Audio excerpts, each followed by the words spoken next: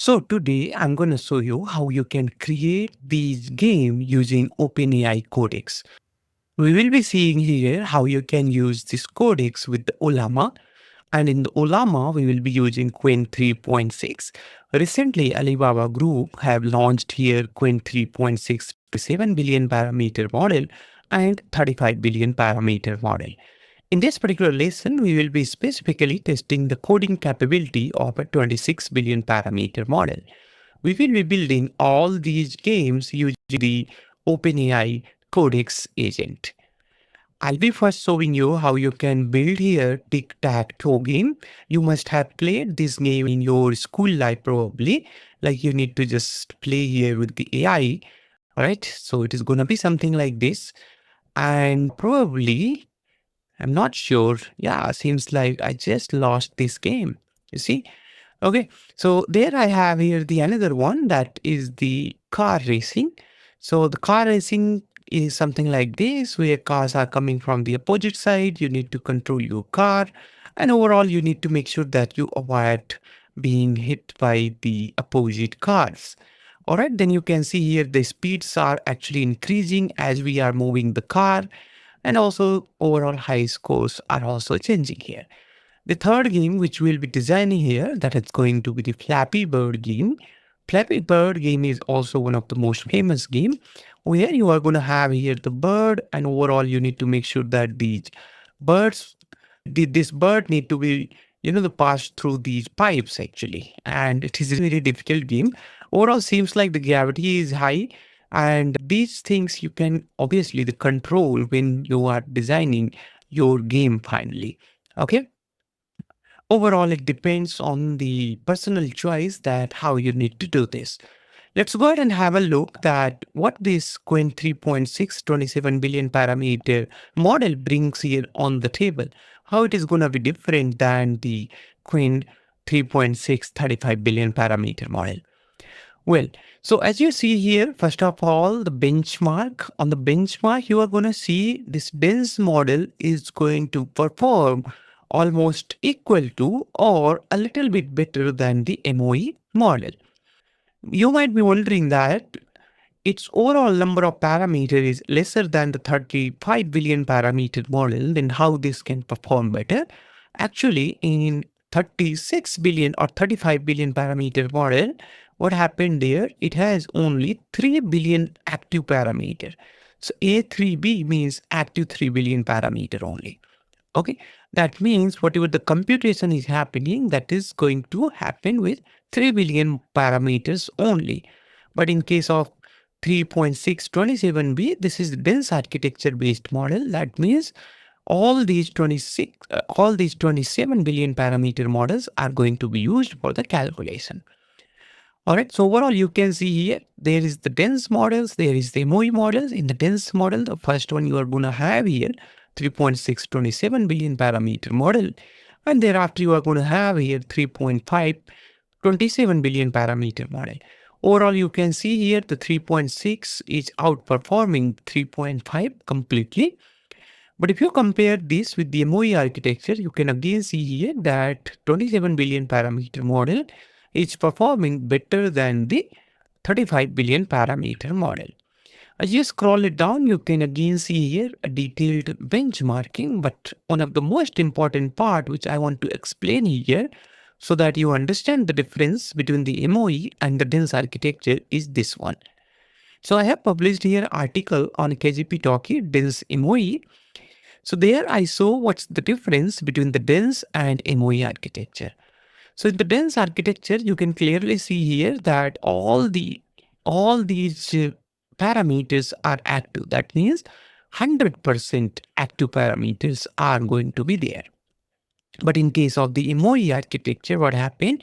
In case of MOE architecture, only some subset of the parameters are going to be selected, and rest of other parameters are going to be in deactivated mode.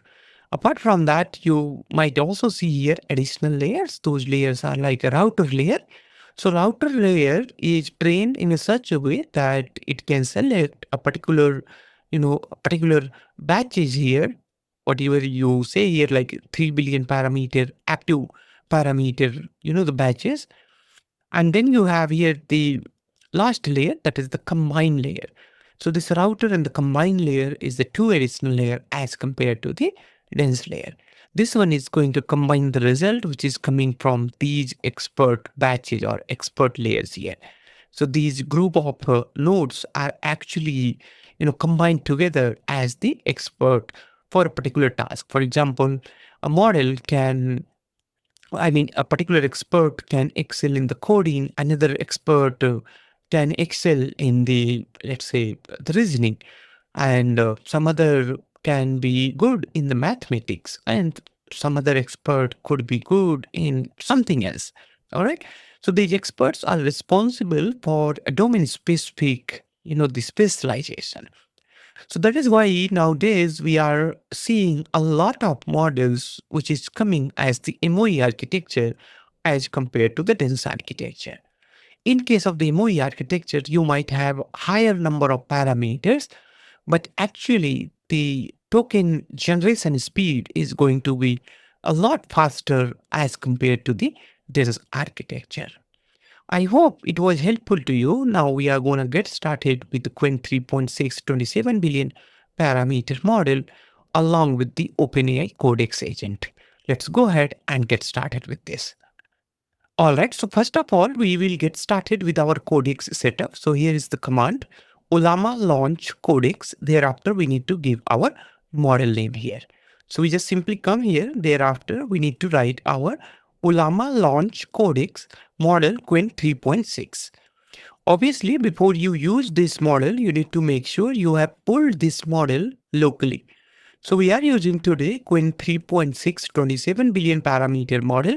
So you need to make sure that this particular model is selected here.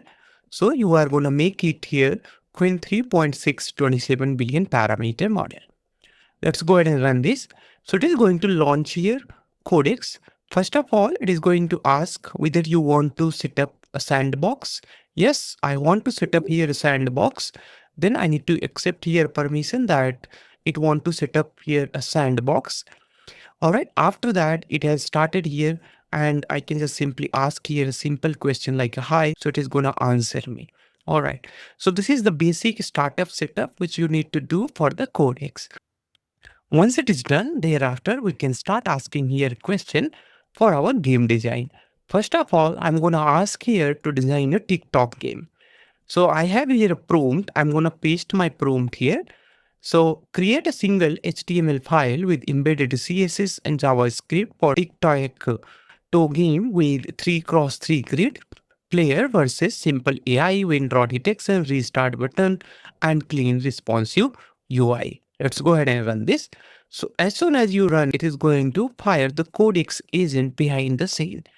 And you can also monitor your GPU usage as well. Let me just quickly show you here my GPU usage.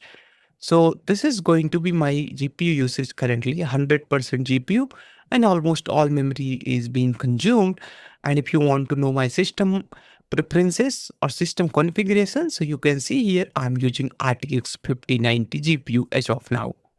So it is going to take some time to design this game. Once it is done, thereafter you will be able to see the HTML file here. Alright, so it took a little bit time, but finally it has designed here Tic Tac Toe HTML file, which we will check later on. Thereafter, we are going to ask here to design the another game. It is going to design car racing HTML. So build a top-down 2D car racing game where a player steers a car to avoid oncoming traffic on an infinitely scrolling road with increasing speed over time. Let's go ahead and run it. So again, it is going to take a little bit time. Once it is done, thereafter, we will be able to see our, once it is done, then we will be able to see our car racing HTML here. So car racing HTML is created here. One difference you will notice here. In this particular case, what it did here, it had produced here some of the output here as well. But in our previous case, it had directly created this particular file. All right, now it is time to create here our third game that is going to be the Flappy Bird. So I'm going to provide here my prompt like this one, build a Flappy Bird clone where player taps to keep a bird airborne, navigating it through randomly spaced pipes gap with the score counter and game over screen. Let's go ahead and run it. So again, it is going to take a little bit time, and then finally you are going to see here a flappybird.html will be created. All right, so our flappybird HTML is also created. Now we can see all these files. So as you click on here, you can clearly see that it has all the HTML, all the CSS, and all the JavaScript inside this single HTML file. You can just see this for all the HTML file. I hope it was helpful to you and you understand here that how you can create these coding using ChatGPT or OpenAI's Codex and also Qwen 3.6 27 billion parameter model or any other parameter, basically, or any other model you can select whatever you like. All right, so this is all about in this lesson. Bye. Take care.